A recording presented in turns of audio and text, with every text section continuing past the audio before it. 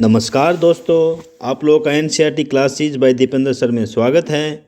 आज का हमारा टॉपिक है 9th क्लास के सोशल साइंस के part India and the contemporary world की unit 2 socialism in Europe and the Russian revolution. तो इस यूनिट 2 का जो सबसे पहला जो चैप्टर है वो है the age of social change. तो today we will discuss about the age of the social change. In the previous chapter, you read about the powerful ideas of freedom and equality that circulated in Europe after the French Revolution. पिछले chapter हमने French revolution के बारे में पढ़ा और क्या क्या new idea freedom और इक्वलिटी के निकल के आए वो हमने डिस्कस किया था। इस अध्याय में हम पढ़ेंगे कि फ्रांसीसी क्रांति के बाद क्या पॉसिबिलिटी क्रिएट हुई, क्या सोसाइटी में ड्रामेटिक चेंज के बारे में डिस्कशन स्टार्ट हुआ। As you have read before the 18th century, society was broadly divided into states and orders, and it was the aristocracy and church which controlled economic and social power. 18वीं सदी से पहले पूरा economic and social control किसके पास था? कुलीन वर्ग और church के पास। लेकिन suddenly after the revolution it seemed possible to change this. क्रांति के बाद ये संभावनाएं उत्पन्न हुई कि इसको चेंज किया जाए। क्या चेंज किया जाए? इंडिविजुअल को राइट मिले और समाज का कंट्रोल समाज के पास आए। ये डिस्कशन स्टार्ट हुआ। In many parts of the world including Europe and Asia, new ideas about individual rights and who control social power began to be discussed. Europe और एशिया में, पूरे वर्ल्ड में नए आइडिया निकल के आए। क्या? इंडिविजुअल राइट्स के और सोशल पावर को, सामाजिक शक्ति किसके हाथ में रहे, ये डिस्कशन स्टार्ट हुआ। ये डिस्कशन यूरोप में भी हुआ और एशिया में भी हुआ, और एशिया में जब हुआ तो इसका डिस्कशन भारत में भी हुआ। और भारत में सबसे जो मेन डिस्कशन का काम किसने किया? राजा राम मोहन राय और ड्रेजियो ने। उन्होंने फ्रांसीसी क्रांति के क्या महत्व हैं इसको लोगों के बारे में लोगों से अवगत कराया। And many others debated the ideas of post revolutionary Europe. और ये वाद विवाद की प्रतियोगिता स्टार्ट हो गई। क्या? जो क्रांति के बाद जो आइडिया निकल के आए यूरोप से, उसके ऊपर डिबेट स्टार्ट हो गया। क्या? कि समाज को कैसे कंट्रोल किया जाएगा, इंडिविजुअल को क्या क्या राइट्स दिए जाएंगे, ये डिबेट स्टार्ट हो गया। The development in the colonies in turn received these ideas of social change. जो उपनिवेशों में जो डेवलपमेंट हुआ उसने एक सोशल चेंज के आइडिया को रिसेव किया। Not everyone Europe however wanted A complete transformation of society. सब चेंज चाहते थे। इसका मतलब ये नहीं था कि सब एकदम फुल चेंज चाहते थे या एकदम रेडिकली चेंज चाहते थे। कुछ लोग ग्रेजुअली चेंज चाहते थे, कुछ लोग फास्ट चेंज चाहते थे, और कुछ लोग चेंज तो चाहते थे लेकिन वो पुरानी चीज़ों को छोड़ना भी नहीं चाहते थे। तो हम आगे डिस्कस करेंगे। Response varied from those who accepted that some change were necessary but wished for a gradual shift to those who wanted to restructure society radically. कुछ ग्रेजुअली शिफ्ट चाहते थे, कुछ एकदम रेडिकली का मीनिंग है एकदम पूरी तरह चेंज, एकदम रिस्ट्रक्चर सोसाइटी, एकदम पूरा चेंज हो जाए और सोसाइटी एकदम रिस्ट्रक्चर हो जाए। तो कुछ तो ग्रेजुअली धीरे धीरे चेंज चाहते थे और कुछ क्या चाहते थे? एकदम रेडिकली चेंज चाहते थे। सम वर कंजर्वेटिव, और कुछ क्या थे? वो रूढ़िवादी थे। Others were liberals and radicals. तो तीन ग्रुप आप लोगों के सामने आए, कंजर्वेटिव, लिबरल्स एंड रेडिकल्स। तो आप लोगों के एग्जाम में क्वेश्चन आ सकता है कि discuss about conservative and liberals and radicals and tell the differences between them. What did these terms really mean in the context of the time. समय के हिसाब से इन टर्म्स के विचारधारा में परिवर्तन आए हैं। What separated these stands of politics and what linked them together. We must remember that these terms do not mean the same thing in all context या एट ऑल टाइम्स। मतलब समय के साथ इनके विचारधारा में, इनके संदर्भ में चेंजेस आते रहे हैं। We will look briefly at some of the important political tradition of 19th century and see how they influence change. हम संक्षिप्त में कुछ इम्पोर्टेंट पॉलिटिकल ट्रेडिशंस जो हैं 19th century के, उनके बारे में डिस्कस करेंगे और उन्होंने कैसे चेंज को इन्फ्लुएंस किया, ये भी हम डिस्कस करेंगे। Then we will focus on one historical event in which there was an attempt at a radical transformation of society. हम एक हिस्टोरिकल इवेंट पर भी फोकस करेंगे जिसने रेडिकल ट्रांसफॉर्मेशन ऑफ सोसाइटी की तरफ प्रयास किया। Through the revolution in Russia, socialism became one of the most significant and powerful ideas to shape society in the 20th century. जो रशिया में जो क्रांति हुई उसने सोशलिज्म को एक बहुत महत्वपूर्ण एंड पावरफुल आइडिया के रूप में लोगों के सामने पेश किया और एक सोसाइटी को 20th सेंचुरी में एक न्यू शेप दी। तो now we will discuss about liberals, radicals and conservatives. One of the groups which looked to change society were the liberals. Liberals wanted a nation which tolerated all religions. मतलब जो liberals थे वो उदारवादी थे। वो क्या चाहते थे? वो सब धर्मों के लोग चाहते थे। वो चाहते थे कि ऐसा समाज हो जिसमें सब धर्मों के लोग मिलजुल कर रहें। We should remember that at this time European states usually discriminated in favor of one religion. लेकिन उस समय जो समय था उसमें क्या था? यूरोपियन स्टेट्स में ओनली एक धर्म को मान्यता दी जाती थी। एक ही धर्म को लोग चाहते थे। Britain favour the Church of England, Austria and Spain favour the Catholic church. जो ब्रिटेन था वो चर्च ऑफ इंग्लैंड को फेवर करता था, Austria and Spain Catholic church को फेवर करता था। Liberals also oppose the uncontrolled power of dynastic rulers. जो उदारवादी थे, जो तानाशाह लोग थे, राजा थे, उनके जो अनकंट्रोल पावर था उसको अपोज करते थे। They wanted to safeguard the rights of individual against governments. वो क्या चाहते थे? जो इंडिविजुअल्स के राइट्स हैं अगेंस्ट गवर्नमेंट उनको सुरक्षा मिलनी चाहिए। They argue for a representative elected parliamentary government subject to laws interpreted by well trained judiciary that was independent of rulers and officials. वे चाहते थे कि राजा से मुक्त एक संसद होनी चाहिए जिसके पास अपने अधिकार होना चाहिए और वो चुने हुए उसमें प्रतिनिधि होने चाहिए।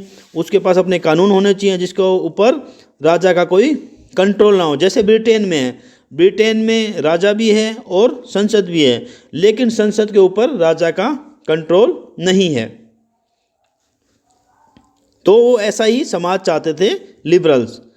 लेकिन उनकी जो मेन कमी थी वो क्या थी वो हम डिस्कस करेंगे। However they were not Democrats. वो लोकतंत्रवादी नहीं थे। ये आप लोगों को याद रखना चाहिए, या जब आप क्वेश्चन का आंसर देंगे एग्जाम में तो इस बात का आप लोगों को मेंशन करना है कि दे वर नॉट डेमोक्रेट्स।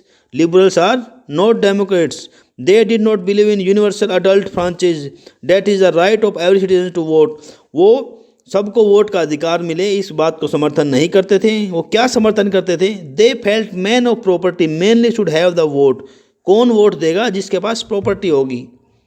ठीक है, तो वो लोग इंडिविजुअल राइट टू वोट पे विश्वास नहीं करते थे। वो बोलते थे कि जिसके पास प्रॉपर्टी है वही वोट देगा। They also did not want the vote for women. और वो महिलाओं को भी वोट देने का अधिकार के पक्ष में नहीं थे। तो जब आप लिबरल्स के बारे में लिखेंगे तो आप लोगों को लिखना है कि वो चेंज तो चाहते थे, लेकिन वो चेंज भी चाहते थे और वो इंडिविजुअल राइट भी चाहते थे, लेकिन एवरी इंडिविजुअल को वोट का अधिकार मिले वो नहीं चाहते थे। वुमेन को वोट का अधिकार मिले वो नहीं चाहते थे। वो क्या चाहते थे? जिसके पास प्रॉपर्टी है उसको वोट का अधिकार मिले। In contrast radicals wanted a nation in which government was based on the majority of the countries population. जो रेडिकल्स थे वो डेमोक्रेटिक थे। वे चाहते थे कि सबको वोट का अधिकार मिले। Man supported women's suffragette movements. और बहुत से रेडिकल्स ने वुमेन्स के सफ्रागेट मूवमेंट्स को भी सपोर्ट किया। Unlike liberals they oppose the privilege of great land owners. ये जो थे, ये जो क्या बोलते हैं ना, जमींदार, लैंड ओनर्स और वेल्थी जो फैक्ट्री ओनर्स, जो क्या बोलते हैं पूंजीपति, उनके प्रिविलेज को अपोज करते थे। They were not against the existence of private property. वो ये नहीं थे कि वो प्राइवेट प्रॉपर्टी के एकदम एग्नेस्ट या मतलब कोई प्राइवेट प्रॉपर्टी रखना ही नहीं चाहिए, ऐसा वो लोग नहीं चाहते थे। But dislike concentration of property in the hands of a few. But वो क्या डिसलाइक करते थे कि कुछ के पास ही संपत्ति हो, बाकी सब गरीब हों, संपत्ति वाले लोग ही कंट्रोल करें, ये वो नहीं चाहते थे। वो चाहते थे कि पूरे समाज को वोट का अधिकार मिले और समाज में सब समान हो।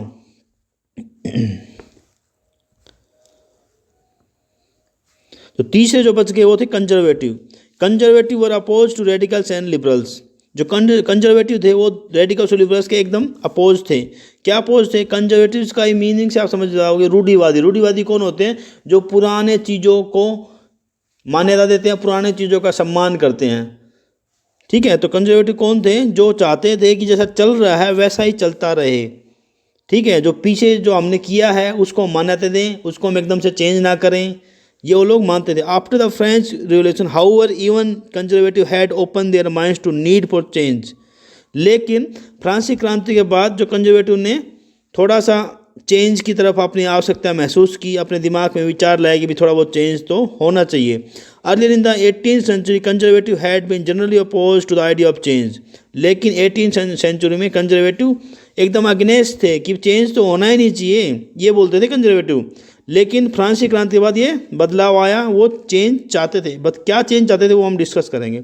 Bye the 19th century they accepted that some change was inevitable but believe that the past had to be respected and change had to brought about through a slow process। वे क्या कहते थे कि जो चेंज है एक slow process से आना चाहिए और पास्ट के में रेस्पेक्ट करनी चाहिए। जब हम कंजर्वेटिव के बारे में फ्यूचर में लिखेंगे तो हम इस बात को भी मेंशन करना है कि वो क्या चाहते थे, वो स्लो प्रोसेस चाहते थे, एकदम चेंज नहीं चाहते थे लाइक रेडिकल्स। ठीक है, और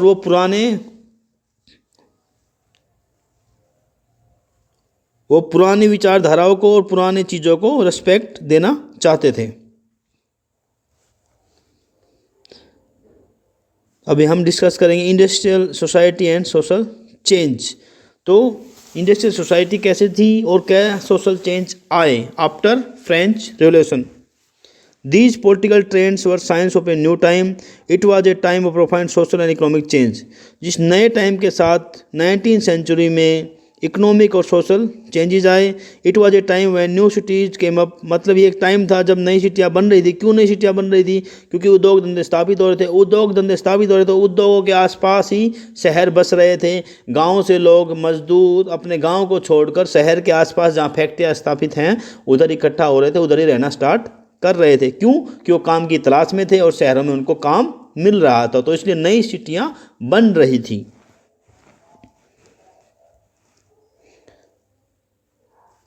industrialisation brought men women and children to factory. ये मैंने आप लोगों को बता ही दिया। जो इंडस्ट्रियलाइजेशन है, जो औद्योगिकरण है, आदमियों को, बच्चों को, महिलाओं को फैक्ट्रियों के नज़दीक ले आया।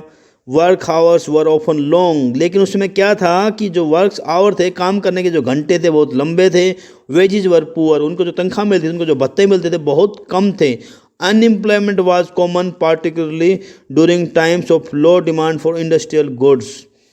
क्योंकि इंडस्ट्रियल गुड्स की लो डिमांड थी, पब्लिक खुद ही बना लेती थी, या मतलब पब्लिक के पास इतने पैसे नहीं थे, खुद ही सर्वाइव कर लेते थे, इसलिए डिमांड कम थी। और डिमांड कम होगी तो आदमी की ज़रूरत भी कम पड़ेगी, और आदमी की ज़रूरत जब कम पड़ेगी तो अनएम्प्लॉयमेंट होगा।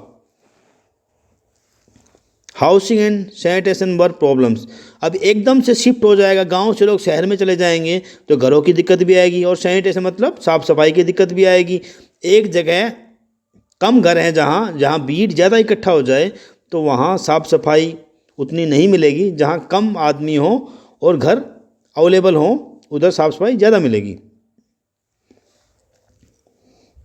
जो liberals and radicals search for solution to these issues. जो लिबरल्स और रेडिकल्स क्या थे, वो सॉल्यूशन ढूंढ रहे थे कि जो इशूज अभी हैं, जो प्रॉब्लम सामने आ रही हैं, उनको हम कैसे सॉल्व करें।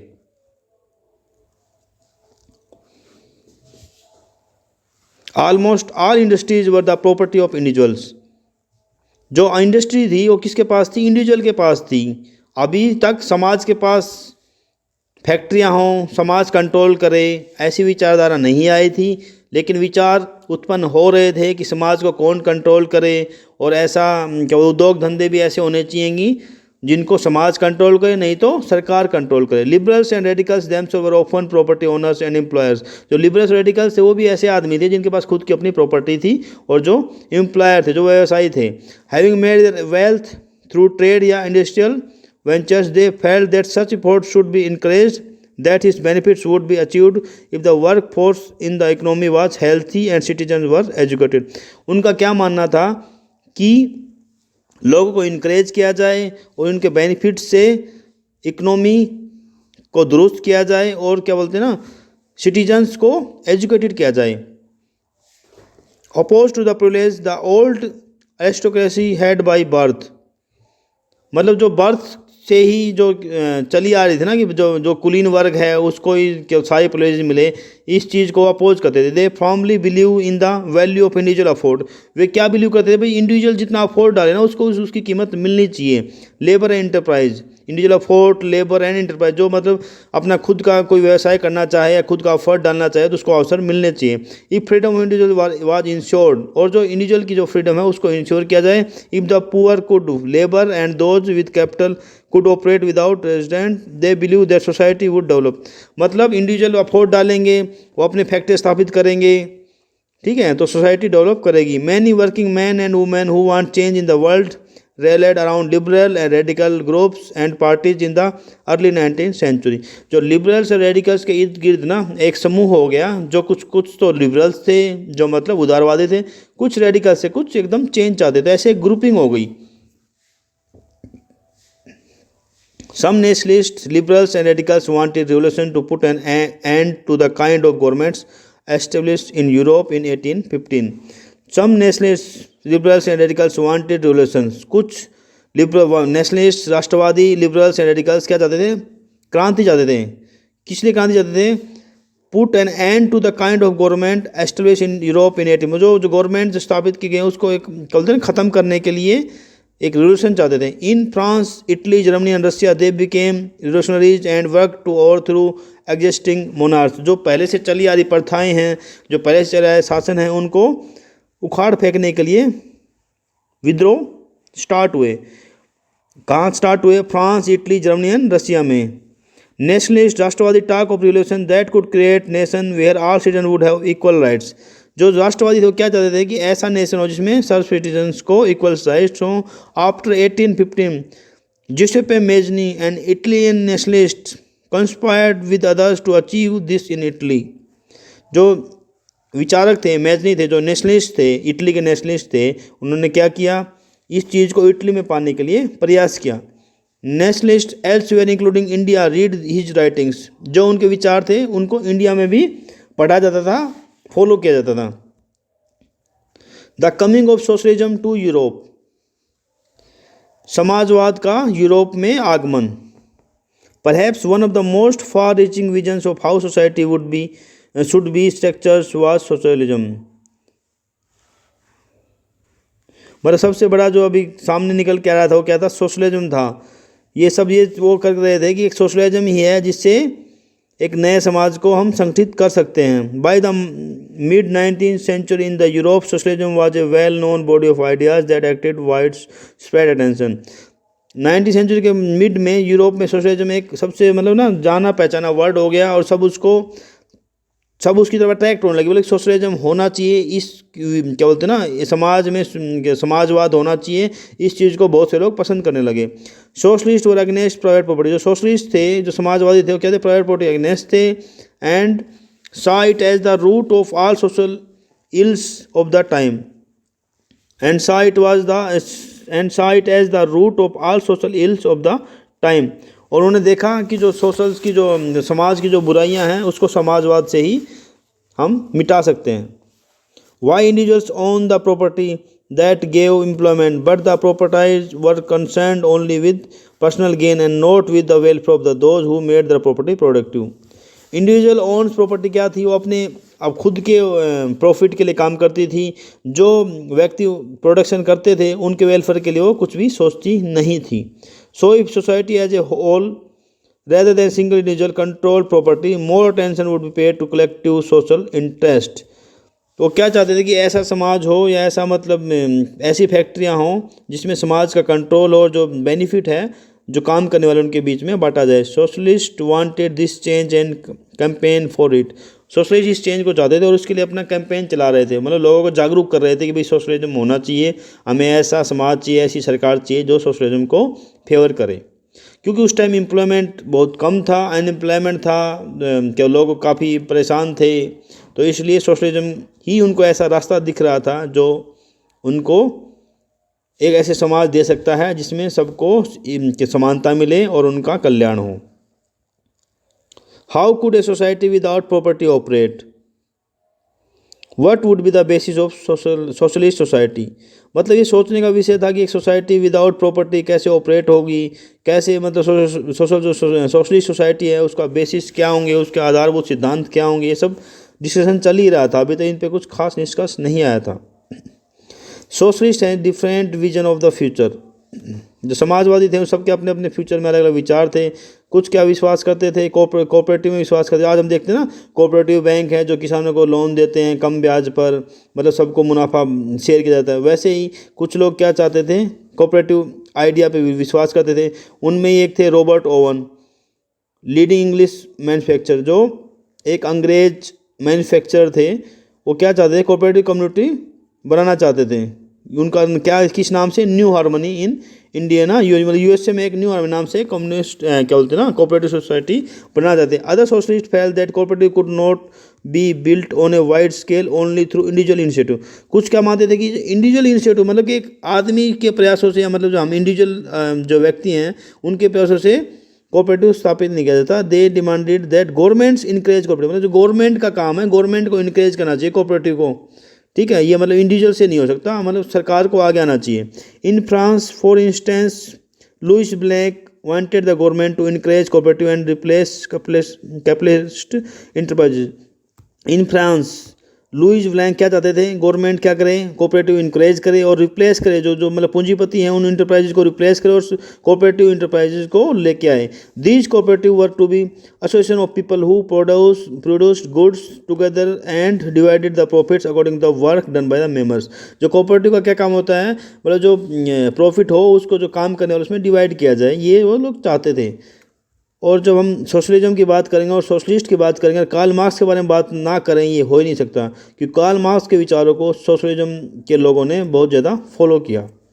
Karl Marx and Friedrich Engels added other ideas to this body of arguments. Marx argued that industrial society was capitalist owned the capital invested in factories and the profit of capitalist was produced by workers.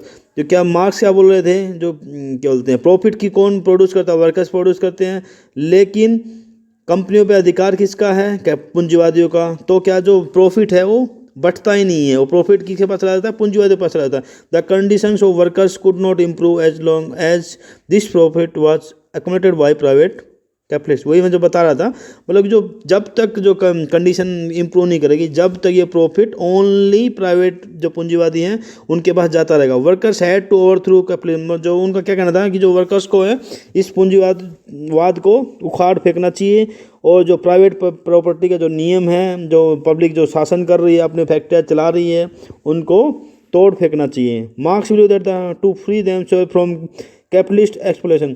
Marks का कहना था कि जो हमें अपने आप को आज़ाद करना है, किससे, इस पूंजीवाद से आज़ाद करना है। Workers had to construct a radically socialist society, और जो वर्कर्स हैं उनको क्या बनाना चाहिए, एक रेडिकली मतलब एकदम पूरा चेंज करें सोशलिस्ट सोसाइटी में, और एक ऐसी सोसाइटी लाएँ जहाँ सब सोशली कंट्रोल्ड हो। This would be A communist society, और जो क्या इस सोसाइटी को क्या नाम दिया उन्होंने, बोला ये कम्युनिस्ट सोसाइटी होगी।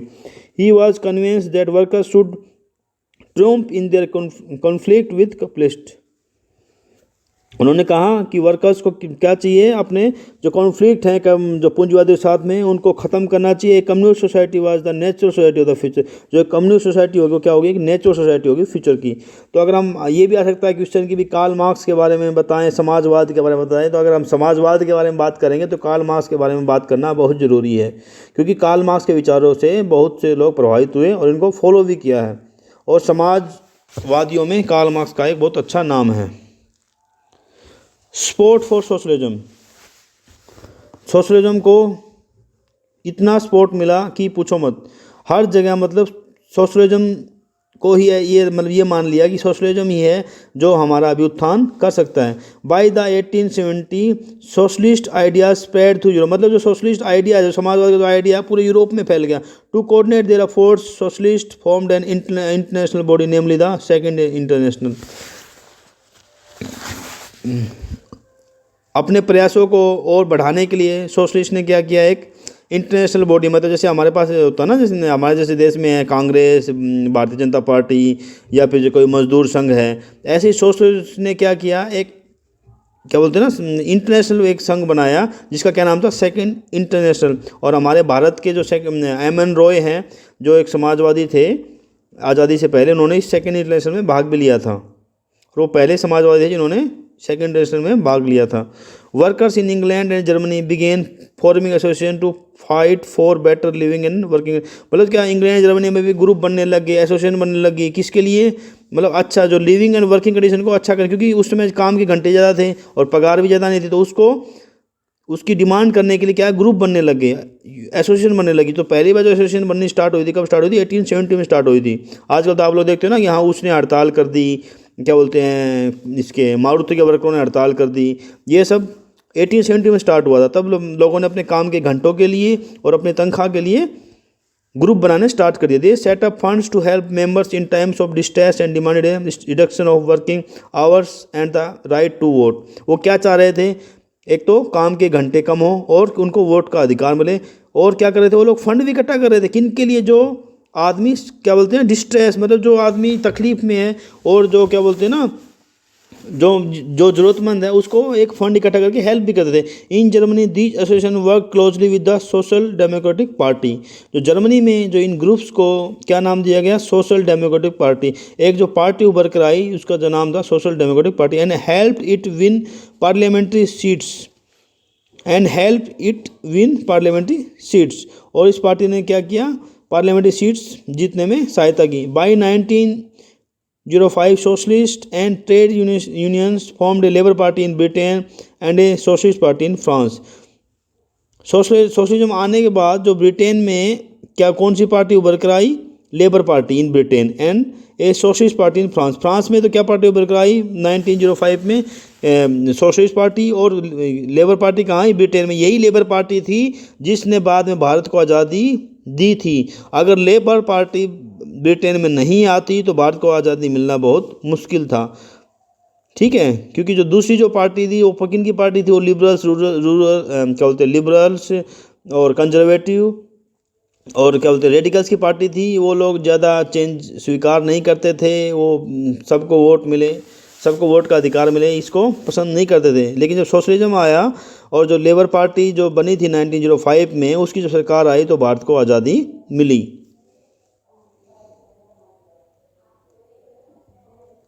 ठीक है बच्चों, आज का डिस्कशन इतना ही था। आज हमने चैप्टर 1 पढ़ा है, कल हम चैप्टर 2 पढ़ेंगे। तो कल का हमारा टॉपिक रहेगा Russian revolution. Thank you very much class करने के लिए।